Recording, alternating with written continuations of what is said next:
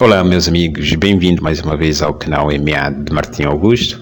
Hoje trago a análise do mercado de automóveis em Angola, um mercado bastante importante, seja pelo impacto que tem na vida dos angolanos, como também pelo dinamismo e desenvolvimento que tem tido nos últimos anos.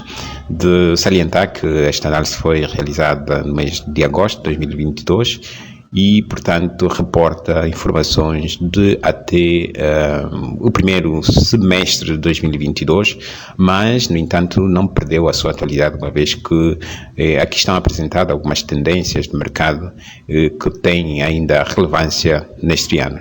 Entrando para a análise do mercado em si, e aqui na sua caracterização, decidi dividir esta análise em três momentos importantes, que eu chamei no primeiro momento, o mercado informal, que vai desde 1992 a 2009, o mercado menos informal, de 2010 a 2014, e o mercado paraformal, de 2015 a 2022. O primeiro período inicia justamente numa altura em que começa-se a ver o resultado do famoso programa do CEF, o Saneamento Econômico e Financeiro de Angola, que em 92 culminou com o fim da economia planificada e início da economia de mercado. A partir dessa altura, Angola inicia um processo de aproximação com o resto dos países ocidentais e incremento do comércio internacional com o resto do mundo, mas, no entanto, o período de guerra civil paralisou praticamente o setor automóvel, uma vez que as pessoas não podiam circular livremente pelo país, daí que o mercado era praticamente inexistente, se podemos considerar assim. No entanto, a partir de 2002, com o advento da paz e início do período de reconstrução nacional, e também combinado com a alta do preço do petróleo, Angola viveu aqui um clima favorável economicamente, que impulsionou a liquidez do país e também o poder de compra dos angolanos, o que permitiu que comerciantes individuais pudessem, com algum domínio financeiro, importar automóveis, mas estes automóveis importados eram praticamente todos usados. Este período durou até 2009, porque até a esta altura não existiam regulamentação no mercado, não existiam normas, não existiam regras para a importação de automóvel. Já no segundo momento, que eu caracterizei como um mercado menos informal, que compreende 2010 a 2014, é um período em que nós assistimos aqui à entrada de alguma regra no mercado, restrições, por exemplo, na idade de carros importados, através do Decreto Presidencial 135/10 de 13 de julho, um decreto que delimitou o tempo de vida máximo que o carro poderia ter para ser importado. Os ligeiros teriam no máximo 3 anos e os carros pesados 5 anos. Além da exigência sobre a idade dos carros importados, o Estado também exigia das concessionárias existentes e aquelas que pretendiam operar no mercado que devessem, no mínimo, ter algumas condições, nomeadamente a existência de infraestruturas físicas capazes de albergar tantos veículos novos a serem vendidos, espaço para manutenção destes carros e também serviço pós-venda, justamente com a intenção de garantir um parque automóvel com qualidade.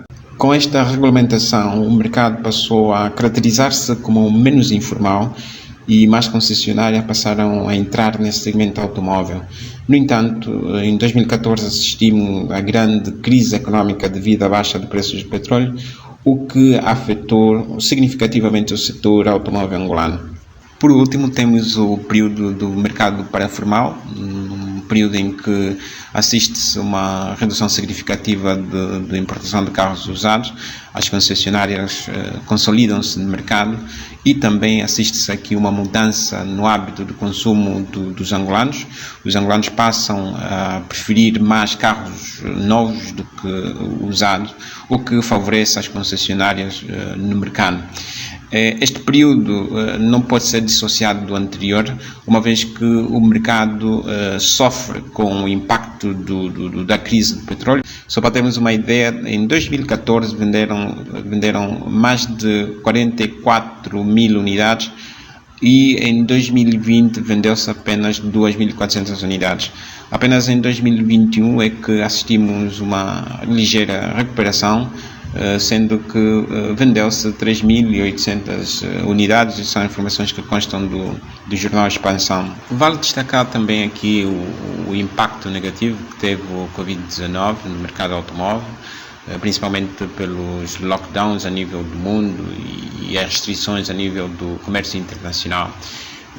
Por outro lado, também assistimos aqui uma crise do petróleo em 2019 a 2020, o que também afetou significativamente o mercado angolano. No entanto, no ano seguinte assistimos uma alta no preço do petróleo graças à crise Rússia-Ucrânia, com as restrições impostas à Rússia, o que favoreceu o mercado angolano. Ainda dentro da caracterização do mercado e olhando para as principais entidades do setor, destacamos aqui o Ministério do Transporte, a ARCLA, a Agência Reguladora de Certificação de Carga e Logística de Angola, os portos de Angola, as associações e outras entidades que participam diretamente nas atividades do setor automóvel em Angola. Bem, trouxe aqui 3 gráficos que me parecem ser interessantes para a nossa análise, que correlaciona o preço do petróleo, o nível de inflação e o número de automóveis que são importados em Angola.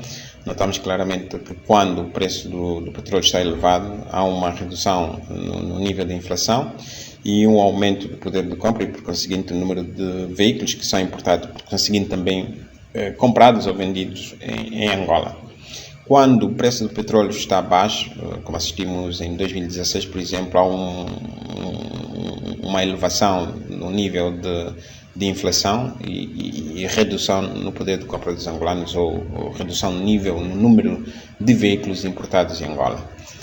Como vimos anteriormente, a crise da Ucrânia veio favorecer o mercado angolano, com a alta do preço do petróleo.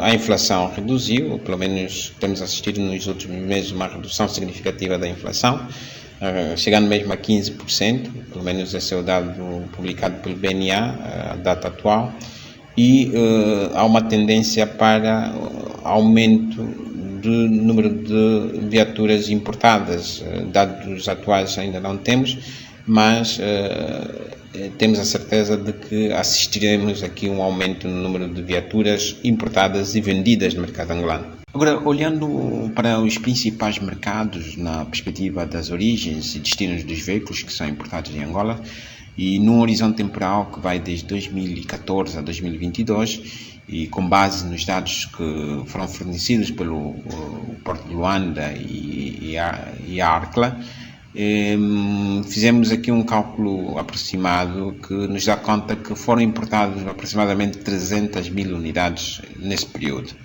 sendo que 36% dessas unidades têm origem nos Emirados Árabes Unidos, 16% da China, 10% da Bélgica, 8% da Índia, 7% da Coreia do Sul, 6% da Indonésia, 3% do Japão, também 3% do Brasil e 3% também da África do Sul e outros países. Já a nível do destino, notamos claramente que 97% dos veículos que são importados em Angola são absorvidos pela província de Luanda. Bem, mudando um pouco de tema, vamos entrar então para a análise dos principais players do mercado.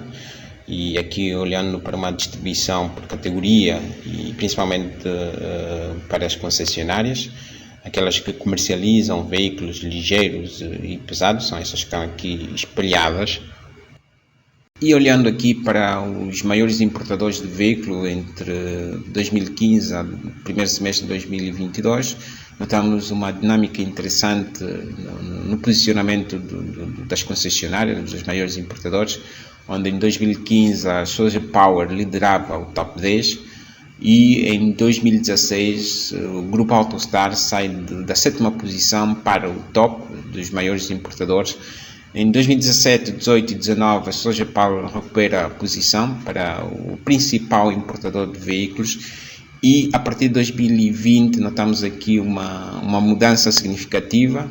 A Sinangol, que é a marca chinesa, passa a liderar o top 10, saindo da 9ª posição em 2019 para o top 1 em 2020 e 2021.